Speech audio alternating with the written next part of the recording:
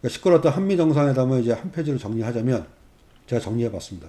윤석열, 도청, 친구끼리는 안 되지만 국가끼리는 정보 공유가 가능하다. 이제 이른바 워싱턴 선언을 했죠. 우리나라는 사실상 핵 공유다. 근데 미국에서 아닌데 핵 공유 아닌데 이렇게 해갖고 발표를 했죠.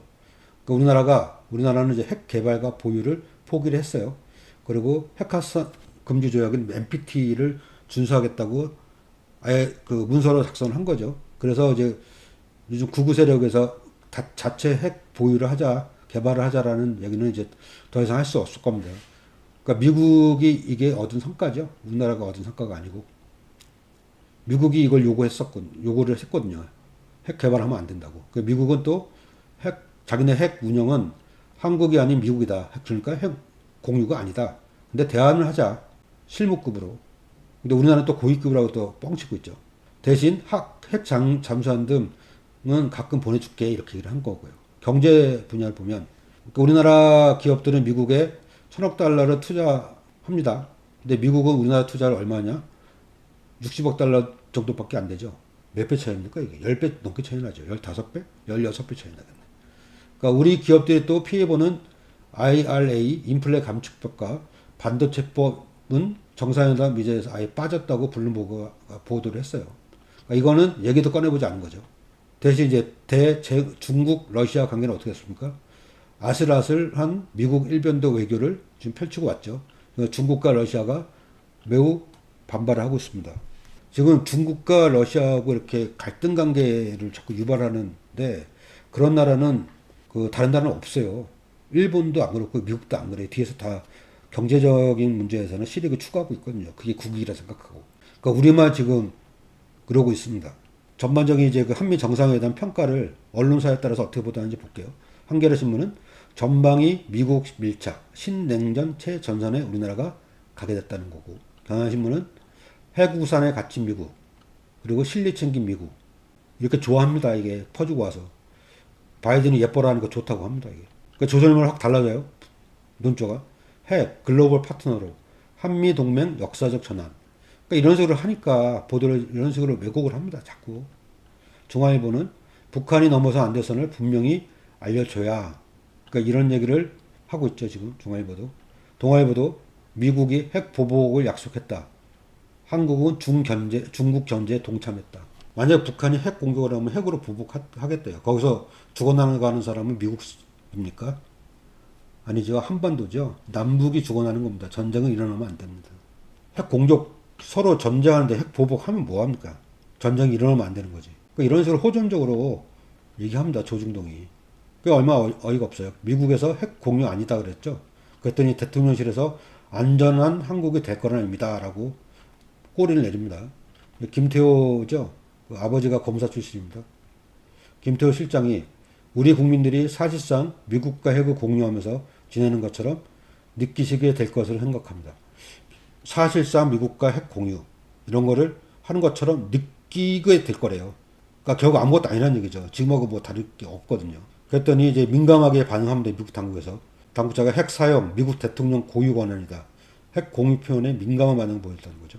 그랬더니 이제 대통령실에서 미국과 핵 공유는 아니다. 미국과 우리 입장 다르지 않다. 깨갱하고 이제 한 거죠. 국민들이 안보 불안 덜고 안전한 대한민국 될 거라는 취지에서 그렇게 사실상 핵 공유라는 거짓말을 했다고 합니다. 그랬더니 중국에서 이에 대해서 한미 정상회담에서 엄청나게 반발합니다. 미국 향한 충성 맹세를 했다. 한국이. 한반도 큰 위험에 닥칠 거다라고 경고를 했습니다. 그러면서 중국 간영 글로벌 타임스에서 뭐라고 얘기했냐면 미국 기쁘게 하려고 역사를 무시하고 일본에 무릎을 꿇었다. 이런 식으로까지 비판을 합니다. 이 비판에 어떻게 생각하십니까? 이 비판에 대해서. 또 이제 관영 매체가 맹목적으로 미국, 일본에 따르고 있다라고 이렇게 보도를 했고요. 아까 이제 봤던 글로벌 타임즈입니다. 친미 외교는 한반도에 큰 위협을 가져올 뿐 한국은 미국이 아닌 미국이 다른 나라를 공격하는 총알이 될 수 있다. 전곡을 찌르는 비판을 했습니다. 보면 영국 외무장관이 얘기하죠. 중국 고립 시도는 실수다. 신냉전에 반대한다. 심지어 영국까지 이럽니다. 독일하고 프랑스는 당연히 더 하겠죠. 영국이 미국 말을 잘 듣는 유럽 국가 중 하나잖아요. 거의 유일한.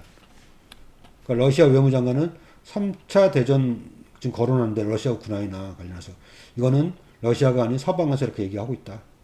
탈달러 시작 이제 막을 수 없다. 일극의 그 국제 미국 중심의 일국 체제에서 이제 다국 체제로 이제 바꾸기 시작하는 거거든요. 그 달러의 귀축 통화에 대한 견제도 이제 많이 있고 그 위안화를 이제 결제하는 것도 많이 늘어나고 있고요.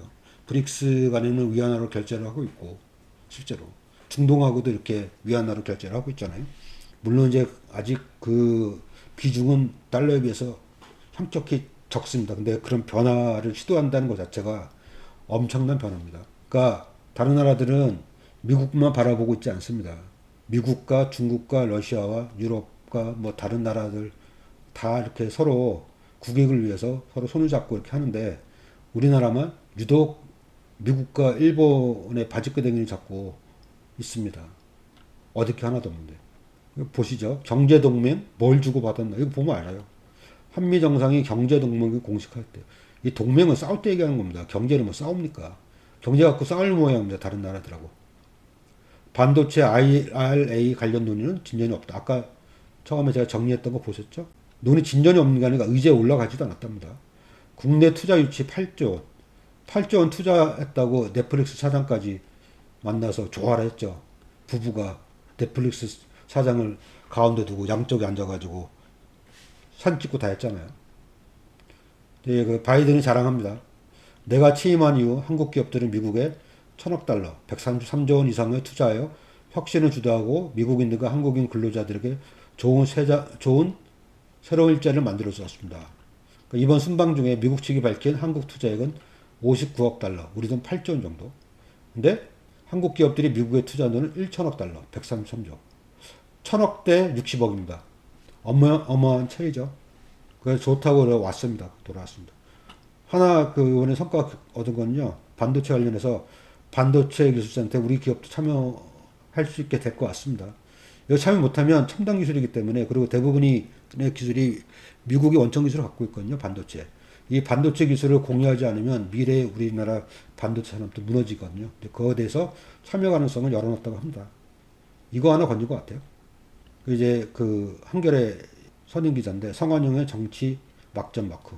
국익 실용에서 가치 동맹으로 윤 대통령의 위험한 이탈 해가지고 역대 대통령은 영원한 적 동기 없다. 국익을 최우선 두고 실용 외교 정책을 했는데 국익 실용을 버리고 이제 이른바 자유라는 걸 기치로 여는 가치 동맹 얘기합니다. 이 가치 동맹은 미국 케네디 정부 때 있었던 말이거든요.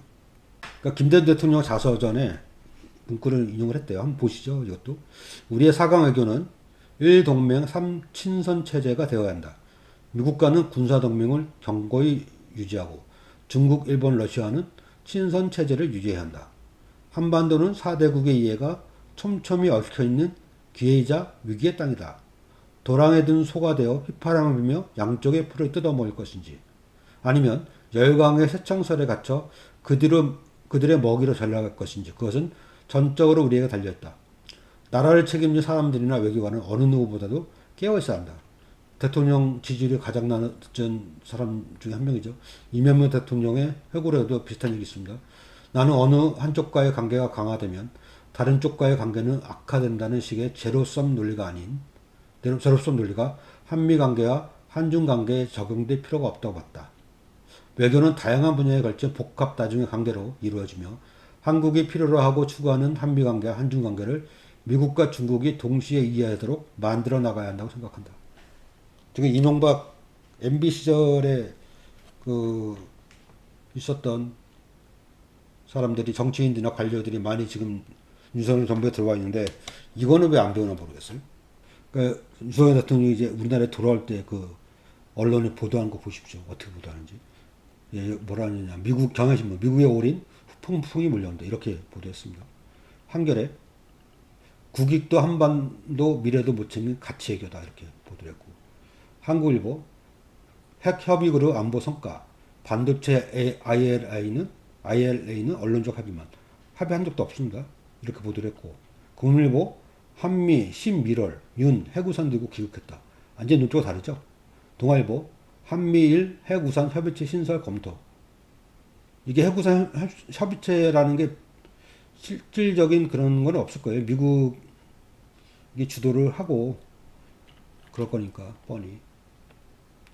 그리고 서울신문은 워싱턴 선언 들고 온 윤, 한일 한미일 연쇄회담 예고. 조선일보 외교의 성공, 이제 경제 민생의 시간.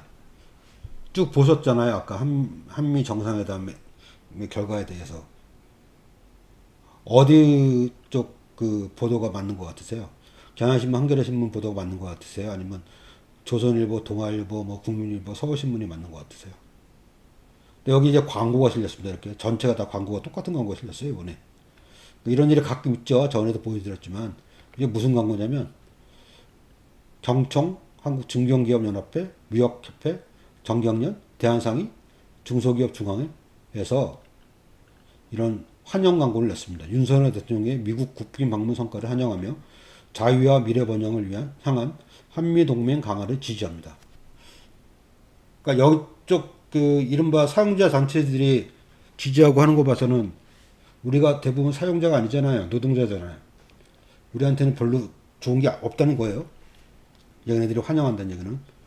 근데 그 한미 정상회담 얘기를 계속 하겠는데 황당한 일이 있었죠. 질문하지 않는 언론, 질문을 막는 언론. 그러니까 정상회담 회견에서 물어야 할 거 묻지 않는 한국 언론. 그러니까 대통령의 방미 회담지 기자회견에서 나온 가장 특징적인 장면은 바이든 대통령에게 던진 질문이었다. 미국의 이익을 위해 동맹국인 한국에 손해를 입히는 것이 타당하냐? 한국의 대통령실에 대한 도청 재발 방지를 약속했냐라고 바이든 대통령에게 물어보는 기자의 질문이었다는 거예요. 이게 인상적이었죠. 근데 이 장면에 무엇보다 우리의 눈길을 끈 것은 이 질문이 우리나라 기자가 아닙니다. 미국 기자부터 나왔다는 것이죠. 우리나라 기자들은 꿀먹은 벙어리였습니다. 한국 기자들로부터는 이런 질문이 전혀 나오지 않았다. 미국 기자가 질문을 하고 한국 기자는 질문하는 미국 기자를 쳐다보고 그것을 뉴스로 보도했다. 미국의 백악관에서 펼쳐진 이 같은 모습은 지금의 한국 언론의 현실, 특히 한국 언론이 결여하고 있는 것이 무엇인지 선명하게 보여줬다. 제가 기자 출신이지만 나쁘끄러운 게 그지없습니다. 국민들을 대신해서 질문을 대신해주는 언론의 질문을 포기했대. 그것은 스스로 질문하지 않을 뿐 아니라 다른 이들의 질문의 기회를 막아버리는 것이 돼버리는 것이다. 그러므로 그것은 결국 비언론을 넘어 반언론이 되는 것이다. 언론의 이름으로 언론을 막는 것. 그것이 질문하지 않는 한국 언론의 현실이다. 전반적으로 맞는 얘기고요. 근데 저는 자꾸 눈에 거슬려요. 한국이라는 표현을 쓰는 게. 우리 언론이라 그러면 됩니다. 한국전쟁이 아니고 6.25고요. 제3자가 얘기할 때 한국전쟁이라는 표현을 쓰죠. 그때 미국 일변도에 미국에서 코리안 워라고 쓰니까 자꾸 한국전쟁이라고 번역을 하죠. 진보 진영에 있는 사람들은 그렇게 잘못된 표현 쓰면 안 돼요. 당신의 자유에서 빠진 것. 그러니까 윤석열 대통령에 대한 그 얘기입니다. 이진수 칼럼. 그가 돌아왔다. 우리나라에 돌아왔대요. 이번에 한 채 쪽팔림도 없이 보무도 당당하게 개선장군처럼 기한했다. 미국 백악관의 세심한 의정과 배려가 한국 대통령실에서 자랑할 일인가. 외교 상대국으로부터 지극한 환대를 받는다고 무작정 희희낙낙할 일인가. 그 환대가 국민에게 이익으로 돌아오나. 국가안보실 도청 의혹을 앞장서서 무마하고 우크라이나와 대만 문제에 관해서도 호쾌한 돌격 대단처럼 미국 입맛에 착 맞게 나서주니 미국이 환대하지 않을 이유가 없다. 전국을 찌르는 칼럼입니다. 조선일보 보세요. 중국은 왜 한국을 능멸하는가. 소국이 감히 대국에 아나무인 중국에 항의 못해. 현대판 사대주의 척결없인 하대하 수모 개소특권. 이거를 제가 수정해 봤어요. 이렇게. 미국은 왜 한국을 능멸하는가. 소국이 감히 대국에 아나무인 미에 항의 못해. 현대판 사대주의 척결없인 하대하 수모 개소특권. 도청 관련해서 미에 한마디 말도 못하죠. 미국에. 그리고 반도체법 IRA 인플레 감축법에 대해서 한마디 말도 못했죠. 그러니까 삼성과 현대나 SK는 정신 차리고 잘 경영하십시오. 윤석열 대통령이 당선됐다고 좋아하실 텐데.